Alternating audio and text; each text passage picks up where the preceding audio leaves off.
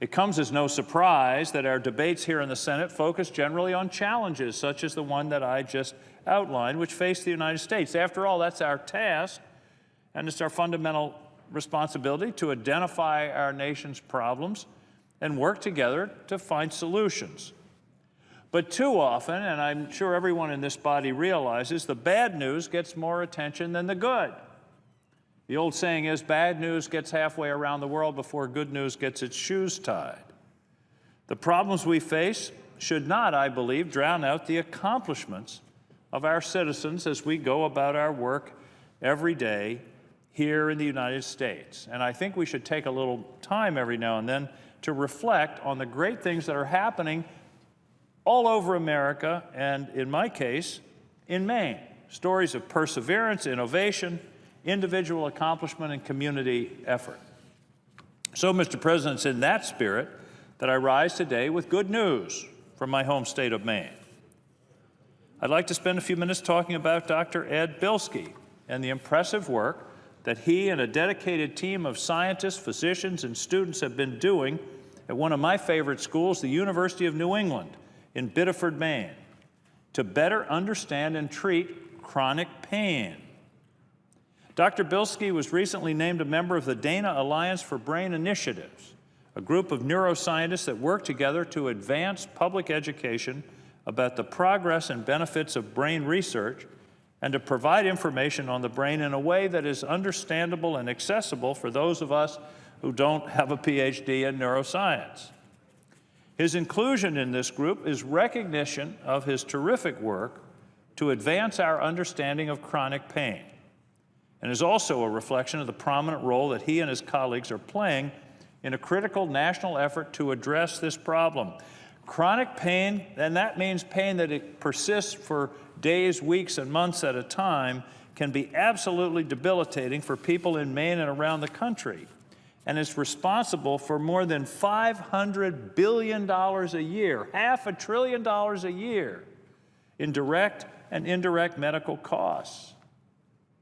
Mr. President, periodically in my life, I've experienced back pain.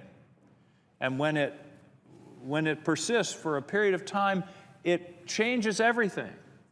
It changes your mood, it changes your attitude, it changes your ability to get anything done, to focus on the work at hand. And there are people in this country who are suffering. The estimate is 100 million people suffer chronic pain at some point in their lives. That's why the work done at the University of New England Center for the Study of Pain and Sensory Function, which Dr. Bilski is one of the leaders, is so important. This center is built around a core group of scientists, educators, healthcare professionals, whose research at the University of New England is focused on understanding the neurobiology of pain. How does it happen? How is it caused? What can we do about it? Faculty and students work together to study the causes of chronic pain and apply this knowledge to preventing and better treating this very challenging and very prevalent condition. Projects include working to develop new kinds of non-opioid painkillers, and that's a big deal, Mr. President, because of all the side effects and the dangers of opioid painkillers which we are experiencing in our society. To develop new non-opioid painkillers would be a tremendous boon to this country, those which don't have the side effects of opioids, and also studying the genes and proteins that can turn acute pain into chronic pain, trying to find out the genetic and chromosomal basis of this terrible problem. Like any success story, certain key events, people, and investments have made this research community what it is today.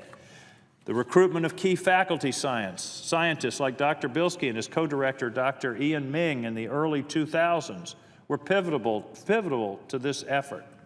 The addition of complementary research-driven faculty and administrators, as well as the launch at the university of the Center for Excellence in the Neurosciences, continued to move this project forward. And I should mention here, Mr. President, the leadership of Danielle Rippich, the president of the University of New England, who is a true visionary and a great leader in the advancement of science and medicine, and also the mission of this great university. The NIH took notice, awarding the university a 5-year, $10 million grant in 2012 to create the Center for the Study of Pain and Sensory Function, focusing on the neurobiology of pain.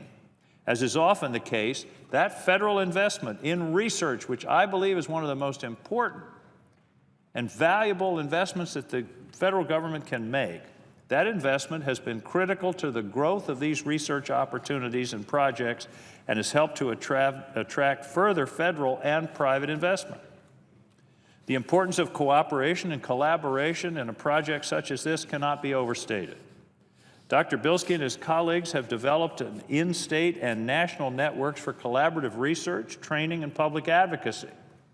They've partnered with clinicians, other researchers, the private sector, community leaders in schools throughout Maine and the country to not only further their research and advance the bodies of knowledge relating to chronic pain, but also to maximize the positive impact of that research by applying it in their communities.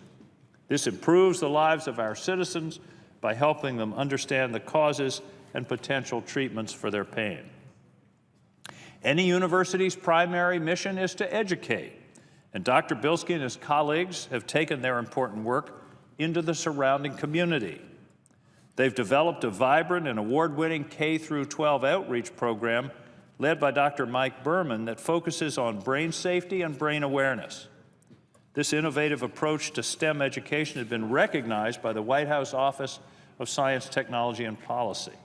This program engages more than 3,000 local kids each year and inspires kids to enter STEM-related careers, which is one of the most important things we can encourage here in this country. The research has also helped to spur economic development in Maine. Faculty members work in partnership with local biotech and pharmaceutical companies, helping the private sector with local research and development that they may otherwise be unable to afford. This cooperation has helped Maine companies grow and create jobs. It's a win-win for everyone involved. It's built the reputation of the University of New England, and it draws positive attention to the state of Maine, and most importantly, it helps change lives. If you can't tell, Mr. President, I'm very proud of this work done in my state. As we go about our work here in this body, it's important, I believe, every now and then, to recognize the success stories at home. We might even learn a thing or two from them. And with that positive thought, Mr. President, I yield the floor.